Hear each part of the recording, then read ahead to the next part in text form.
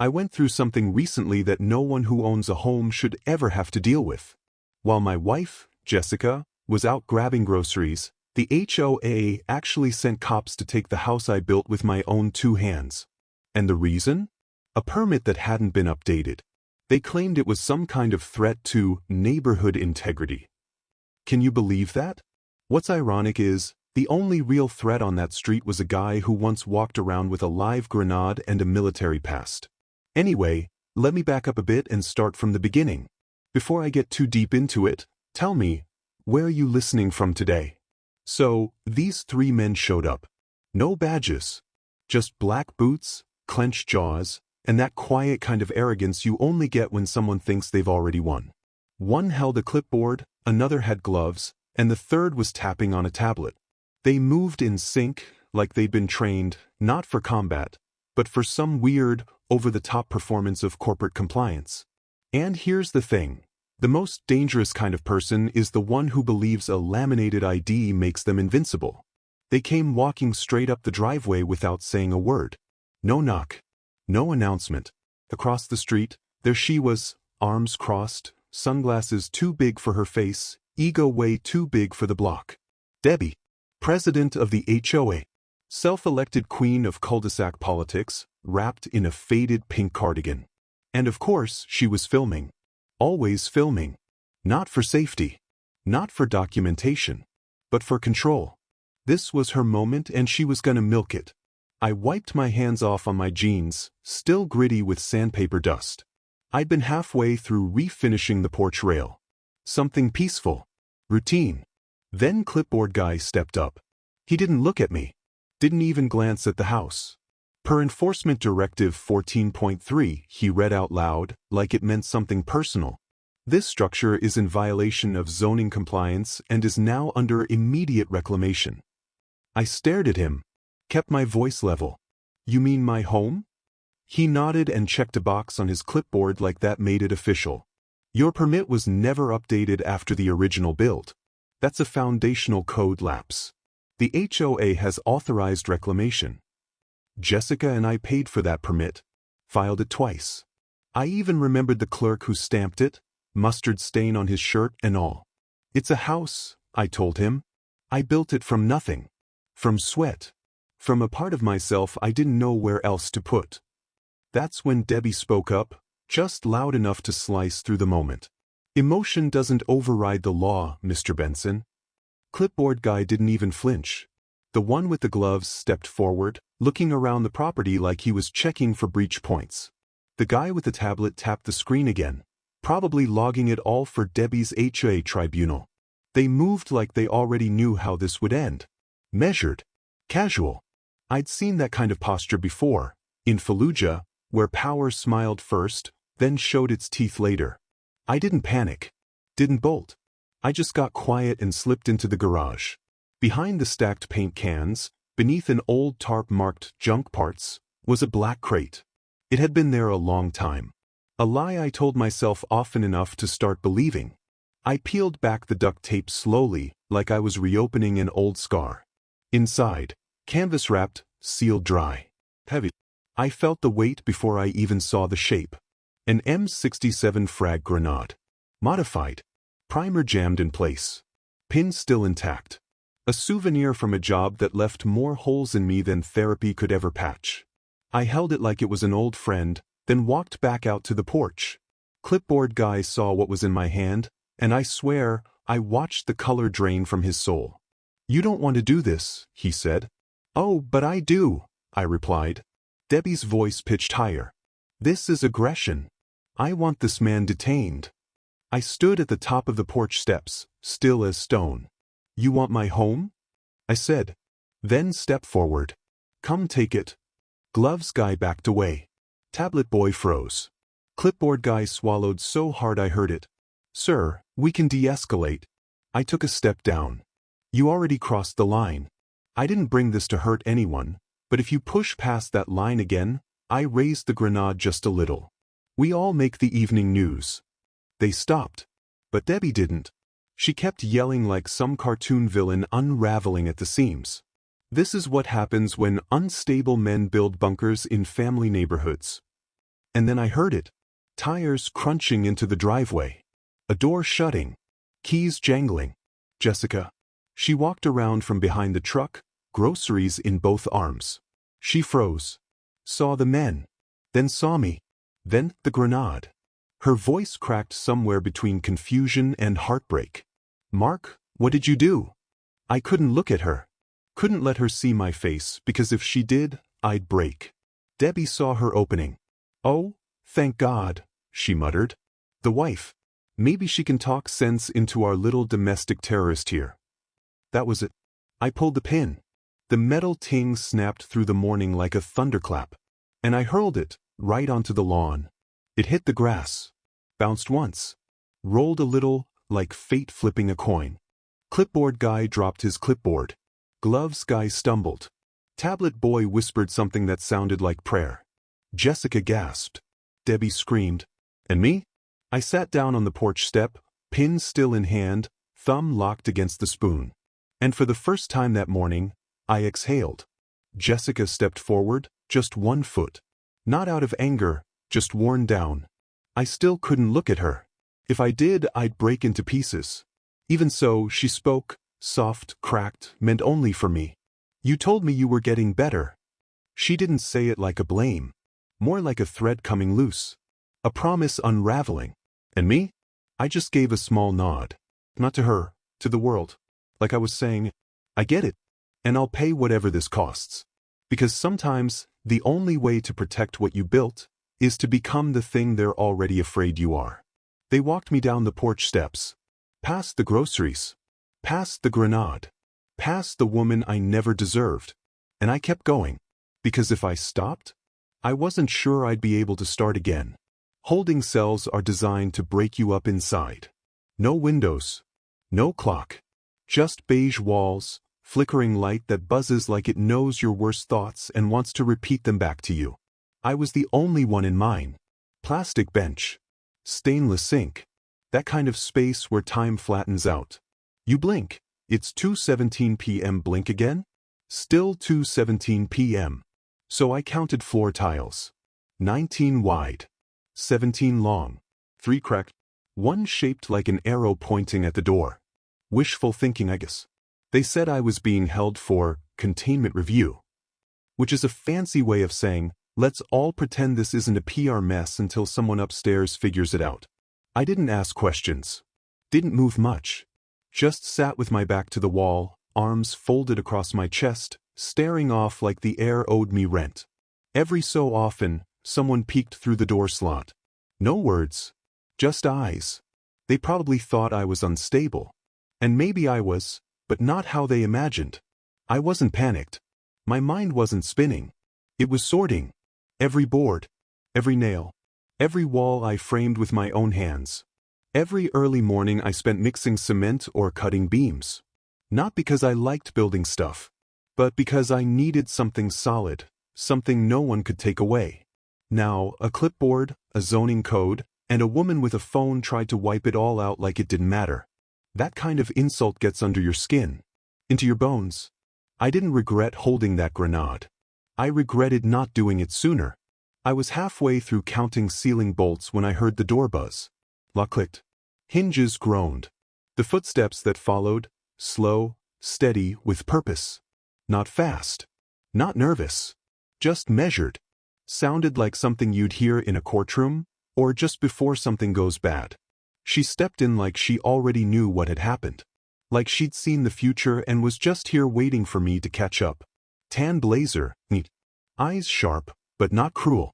She looked at me the way a sniper scopes a target. Not to shoot, just to calculate. She tapped once on the glass, sat down, opened a leather folder. Didn't speak until I met her eyes. You're Jake Bennett. It wasn't a question. I nodded. You the lawyer? Only if you stop talking yourself into a deeper hole, she replied. I leaned forward a bit, taking her in like I would a new squad lead. Balanced stance. Left-handed. Bare wrist. No jewelry. No perfume. Her blouse didn't even have buttons, just a zip. Nothing to grab.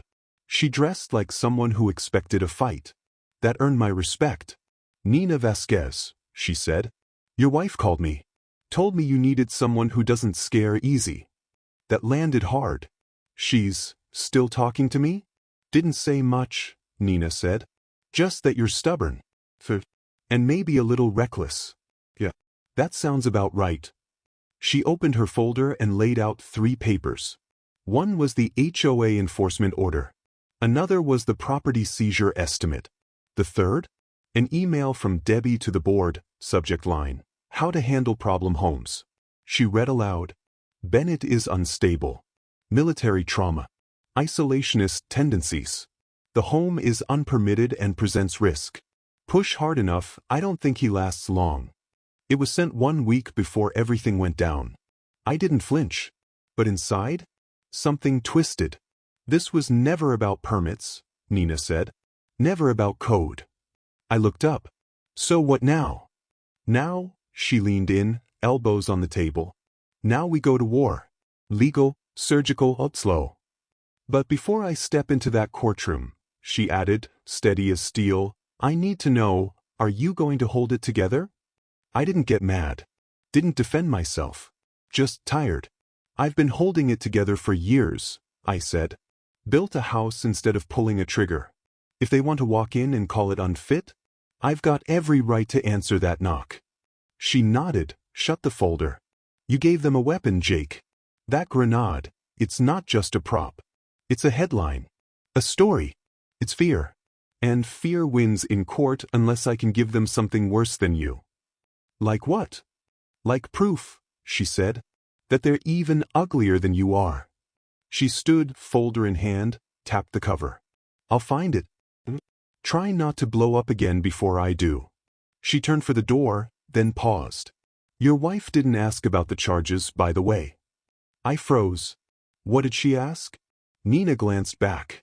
She asked if you were still worth saving. Then the door closed. A beat later, I reached for the warm water bottle they'd left hours ago. Took a sip, 'cause I was thirsty. I just needed to believe there was still something in me worth fighting for. I built that house with splinters in my hands and a storm in my head. Now I had to defend it with nothing but a lawyer, a file folder, and a reputation soaked in gunpowder. They let me go with a receipt and a warning. I didn't ask what the fine was. Whatever they wrote down, it didn't touch what it took out of me.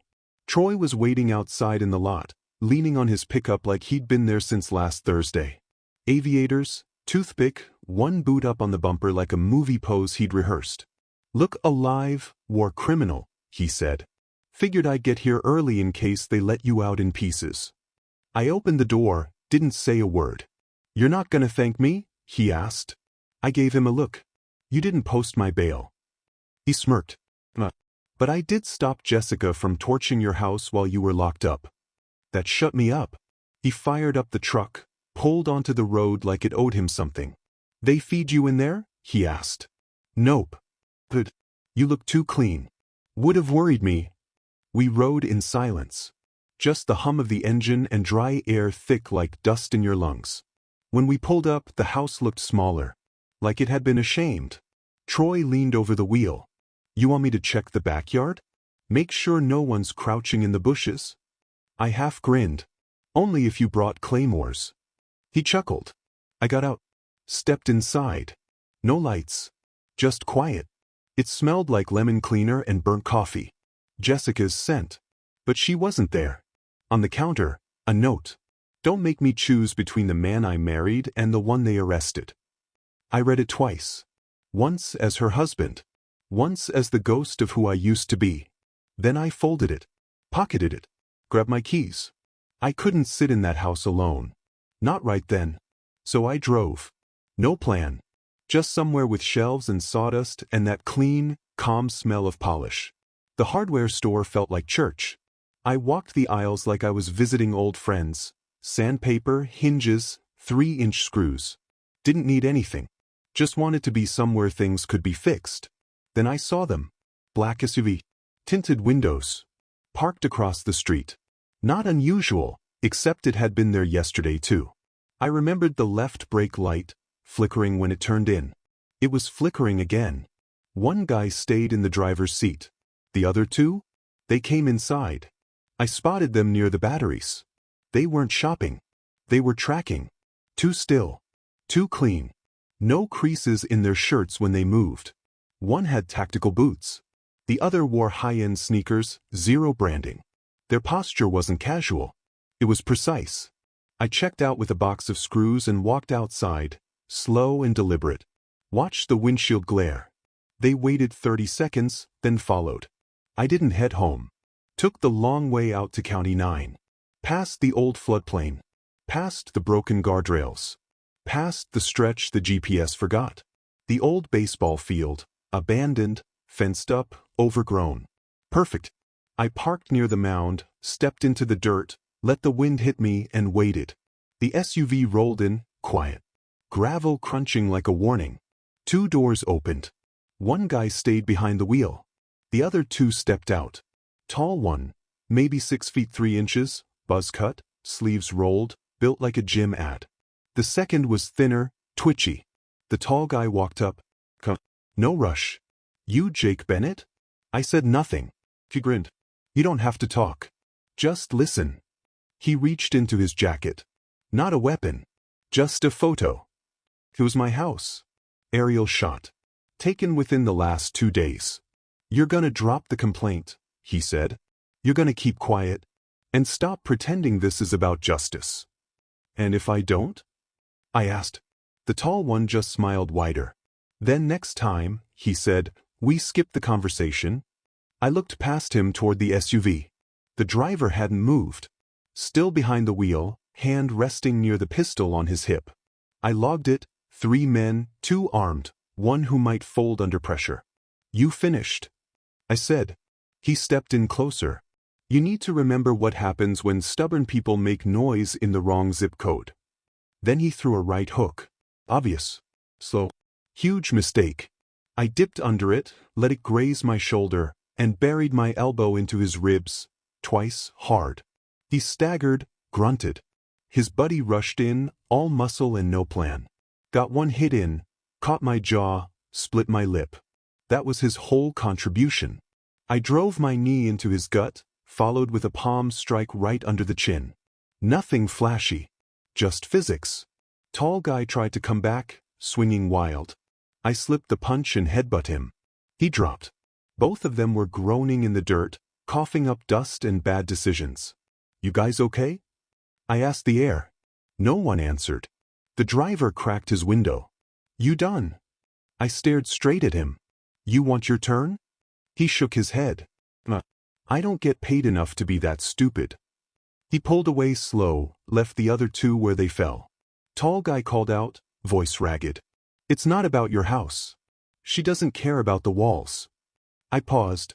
She wants what's under it. That was enough for me. I climbed into my truck and drove straight to Nina's office. If Debbie was sending people to rough me up, that meant I'd finally hit something she didn't want touched. I walked in still bleeding, not pouring, but the kind of pain that digs deep into your ribs every time you inhale. Nina didn't flinch. Didn't ask if I was okay. Didn't even get up. She just looked me over like a battlefield medic deciding whether I needed stitches or a shovel. Told you to stay quiet, she said. You come back looking like Fight Club's lost episode. I dropped a manila folder on her desk. Trail cam stills. Tire tracks. 2 license plates. 1 grainy dash cam clip showing the SUV across from the hardware store, twice. They jumped me, I said. Didn't take my wallet, didn't grab my keys. They came to talk with their fists. She opened the folder, flipped through it, and gave a low whistle. What was the message? They don't want the house, I said. She wants something under it. Nina paused. Looked up, expression flat. That sounds like a land dispute. No, I said. It sounds like a setup. Right then, the door flew open like someone owed it money. Troy walked in, grinning like a guy holding secrets and coffee. Good news, he said, waving a thumb drive. And bad news. But we'll start with dessert. He dropped the drive into Nina's laptop. Still had his backpack slung low, bouncing like it was full of explosives. Pulled this from city council archives, he said. Old drone zoning logs. Property sales. You hacked county records? Nina asked. Troy shrugged. Just browsed aggressively. On the screen, documents popped up. Lot acquisitions. Permit swaps. A trust in Delaware, Pine Down Holdings, buying up clusters of land. Always within HOA lines. Nina leaned in. Who's behind the trust? Troy grinned. Here's the fun part. He pulled up an ownership tree. 3 degrees of separation. Shell companies stacked like Russian dolls. But at the core? KMH Holdings.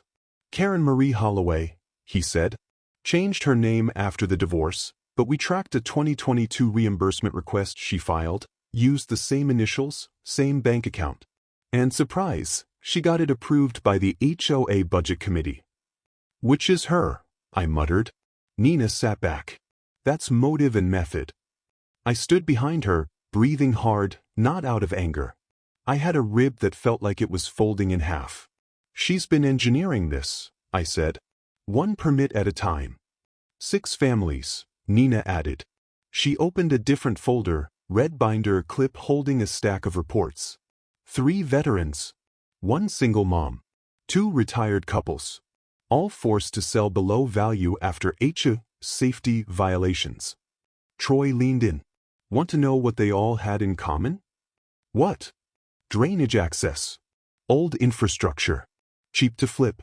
Easy profit. Nina clicked her mouse, pulled up the city's 2026 renewal plan. She zoomed in on the map. My street. My house. Outlined in red. Labeled, Proposed Community Wellness Complex plus Parking Expansion, Phase 2. There it was, the blueprint to wipe me out. I didn't speak for 30 seconds. Just stared. Then I laughed. A bitter, dry laugh. The kind that hurts more than the punch earlier. She's leveling my home for yoga mats. Nina didn't smile. Troy did. Namaste, psycho. Nina cut in, back on track. Here's where we stand. Paper trail. Forged board signatures. Direct financial gain linked to HOA enforcement. It's not technically fraud. But she orchestrated it, I said. That makes her a co-conspirator. I can't promise prison, Nina replied. But I can promise hell. She turned to a page labeled Narrative Strategy. Jake, here's your part. I stiffened. You're a veteran. PTSD. No violent history. No criminal record, until now. They knew that. They used it. So what, you want me to play for sympathy? No, she snapped. I want to use their assumptions against them. They think you're dangerous? Let's show them what actual damage looks like, on paper. I looked away, exhaled slow. 1 framed quote on her wall read, Don't fight when you're ready. Fight when they are. How far are we from trial? I asked. Early, she said. But I'm filing an emergency injunction tonight. It'll freeze their seizure request. Force discovery. Block Karen from taking any more action. I nodded. Good. Troy dropped another folder. Found this too. Debbie claims her community vote was unanimous. Ratified in March. Nina opened it. 3 signatures belong to people who are dead. The 4th moved to Oregon in 2020. I want sworn affidavits, she said. Track down the families. We're stacking fraud on top of civil charges. I nodded again. Slower this time. My ribs throbbed. Knuckles swollen. One eye still blurry. But for the first time, I didn't feel shaky. I felt aimed. When I left Nina's office, I wasn't carrying rage anymore. I was carrying proof. And for the first time in a long time, I didn't feel like some guy trying to survive. I felt like someone about to win. Neighborhood meetings were never supposed to feel like a raid. But that night, pulling into the Ridgeview Community Center, heart pounding in rhythm with the mic taped under my jacket, it felt like we were about to storm the gates. Nina called it controlled exposure. Troy called it a trap. I called it payback. The lot was packed. Too packed. HOA meetings usually pull in 7 retirees and maybe a guy arguing about lawn gnomes. Not this time. Extra folding chairs. Folks standing in the back. Debbie had made sure this was a show. Now I was walking into it, wired. Troy adjusted the mic one last time. Don't touch your face. Don't touch the mic. And whatever you do, don't improvise. I nodded, then paused. What if I lose it? He met my eyes. Then I drag you out by your collar and we call Plan B. The one Nina says doesn't exist? Yeah. That one. Inside, the air smelled like cheap perfume and tension. People whispered as I walked in. A few leaned back. One woman murmured, "That's him." Like I was a documentary villain. Let them stare. I sat second row. Close enough to see Debbie's clipboard. Far enough to watch her crack. She hadn't cracked yet, though. Not even close. She came in like suburban royalty, beige blazer, hair slicked back, smile tight as hedge trimmers. "Welcome everyone," she chirped into the mic. "Let's call this meeting to order." Then came the usual HOA drama, trash bins, yard signs, font debates that nearly triggered a civil war. Finally, she got to me. "There's one last item tonight," she said, voice syrupy. "An ongoing concern regarding neighborhood safety." She didn't look at me yet, just smiled. I raised my hand. "Mr. Bennett," she said, still sweet, "so lovely to see you again." "I have a question," I said. "One I think the whole room deserves an answer to." Debbie tilted her head, gracious. "Of course. What makes a house a threat to the neighborhood?" She blinked. Then smiled again. "Well," she said, "when a structure bypasses inspections and is occupied by someone with a volatile past." "Debbie," I cut in, voice quiet but sharp, "that's not an answer." And finally, she looked right at me. And that's when I saw it. There was the flicker. That brief flash of calculation in Debbie's eyes. "Let's speak plainly," she said, voice all syrup and steel. "Your property's been under review for months.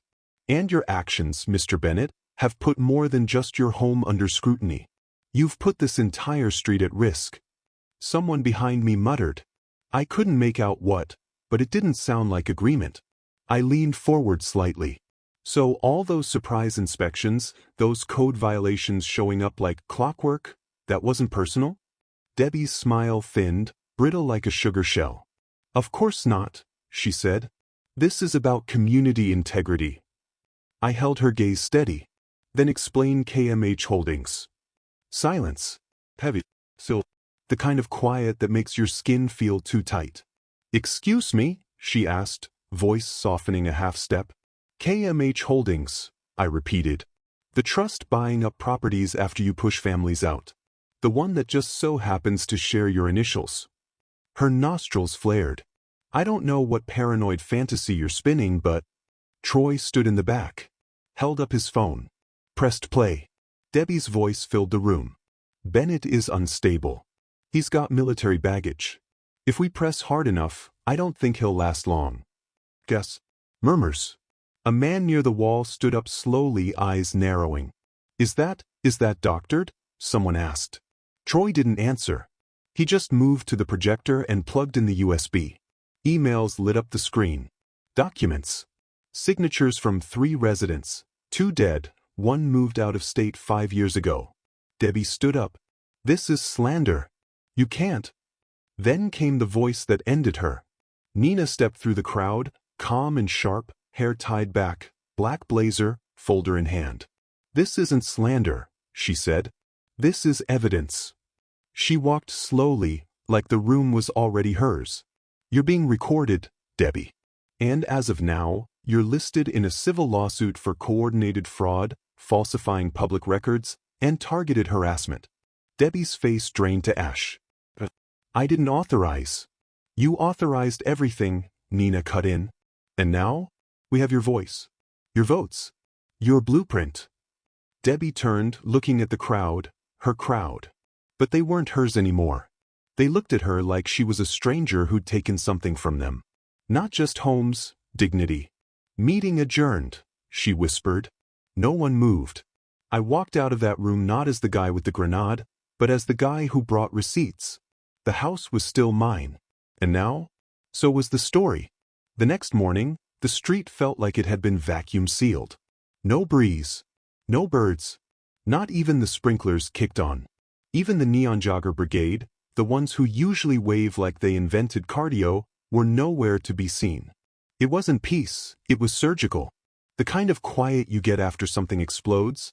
But before your ears catch up, Debbie's house sat in shadow. Porch lights off. Her camera was gone. The blue HOA flag she always flew? Taken down. The clipboard wreath she used to hang like a badge of power?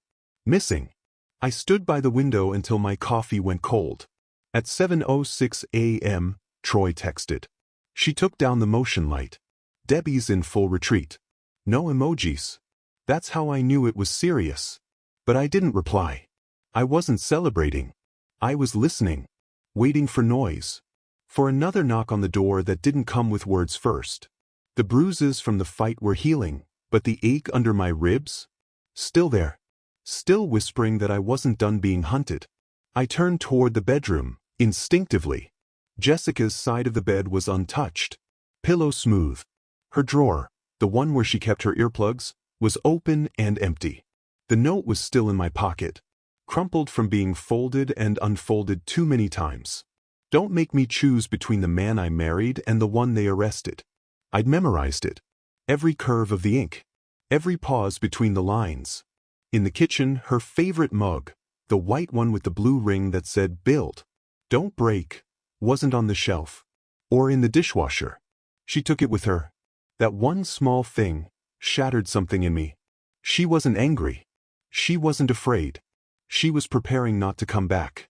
And honestly, I couldn't blame her. The house was still standing, but it didn't feel like home. It felt like a bunker. Around 11, there was a knock at the door. I froze mid-step. That sound didn't trigger fear. It triggered training. Back straight. Breathing shallow. Eyes on the door. I scanned the angle, ran through who would show up unannounced. I opened it slowly. It was Dale, treasurer of the HOA. Once Debbie's right hand. His shirt was wrinkled, eyes red. In his hand was a manila folder that looked heavier than guilt. "Mind if I come in?" he asked. I stepped aside. He walked like a man approaching a sentencing. Didn't sit. Didn't smile. "Last night," he started, then stopped. "Last night changed things." I stayed silent. "I didn't know everything," he said. "Some of us, we just trusted her. Debbie always had documents. Answers. She made it sound like anyone who pushed back was a threat." "You mean me?" He winced. "Yeah." He handed me the folder. Notes, board meeting minutes, emails, a list of fake votes. "I want to testify," he said. "I'll go under oath. I'll say what I signed without reading. What I ignored." "Why?" He looked at me hollow. "Because if I don't, I'm no better than she is." I just gave a single nod. He left like someone finally breathing again. 10 minutes later, Troy walked in. No knock. Just strolled through like he paid rent. Dropped a burrito and a soda on the table. "You eat today?" "Barely." "Figured." He cracked the tab on the soda. Sat on the couch. "You good?" "Not really." He nodded. "You look like you've been living in a haunted Home Depot." I eased down into the chair. Ribs still sore. Troy looked at me sideways. "You know this isn't over, right?" "I know." "She'll counter. File claims. Maybe even sue me." "Mediation's next," I said.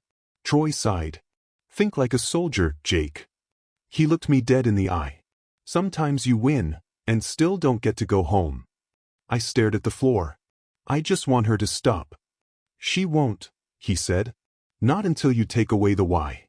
And right now, that house is still her prize." Before he left, he added, "You built that house with your hands. Now you've got to protect it with your name." Then he walked out. No goodbye. Didn't need one. I sat there until dusk. Watched shadows crawl across my floor like ink. That's when I noticed it, an envelope by the door. No return address. Typed label, Jake Bennett. Inside was a single sheet of paper. Just one sentence, typed. "People like you don't belong here." No name. No signature. But the message was loud. Debbie wasn't done. She'd just changed the battlefield. That night, I slept in my boots. Not because I thought someone would break in, but because when you've been in a war long enough, you stop assuming the walls will hold and start preparing for the blast. The court summons arrived like a landmine. I opened the envelope at 6:42 a.m. The house was silent. Jessica's side of the bed still cold. Coffee pot untouched for 3 days. The summons came on thick, cream-colored paper. Heavy enough to feel like it had already made up its mind. I read the top line. Debbie Holloway versus Jake Bennett. Charges: defamation, harassment, reckless endangerment. And below that, a temporary restraining order, filed under community threat. My fingers clenched. The folder crinkled. Nina didn't flinch when I handed it to her. I expected this, she said. Honestly, surprised it took her this long. She's flipping the narrative, she added. Testing your stability. Waiting for you to crack. I didn't respond. Because I wanted to crack. I wanted to yell. Flip the table. March down to her little beige castle and remind her exactly what I could do if I stopped caring about consequences. But I didn't move. Nina saw it. In my jaw. The way I clenched it like bracing for mortar fire. Troy walked in, tossed a laptop on the table. She's making moves, he said. Watch this. He hit play. A local mom blogger, big audience, was hosting a live Q&A. Topic: how to keep your neighborhood safe from aggressive homeowners. Debbie was the guest. I never thought it would get this far, she said on camera. Her voice wobbled like a PDA performance. We only wanted safety. And he brought a weapon. The host gasped. Debbie smiled. I think he's struggling. I truly hope he gets help. I didn't smash the screen. But God, I wanted to. Troy paused the video. She's painting you as the threat. Nina leaned in. And you're going to let her? I blinked. Excuse me? You're not taking the bait, she said. Because the only way we win is if she reveals who she really is. Not the victim. The predator. The mediation was brutal. Debbie sat across from me, clipboard perched on her knees like a crown. She looked ready. But this time? So were we. She didn't speak first. Her lawyer did. She's here in good faith, he said. She only wants peace. Her countersuit is a defensive measure, nothing more. Debbie smiled. I've never wanted anything but a safe, respectful neighborhood. My jaw tightened. Under the table, Nina pressed her knee gently against mine. Quiet reminder, don't rise to it. Then Debbie leaned in, voice soft. I even thought about dropping the community center proposal, she said. After everything that's happened, I worry people might take it personally. I stared straight at her. You named it after me. She didn't blink.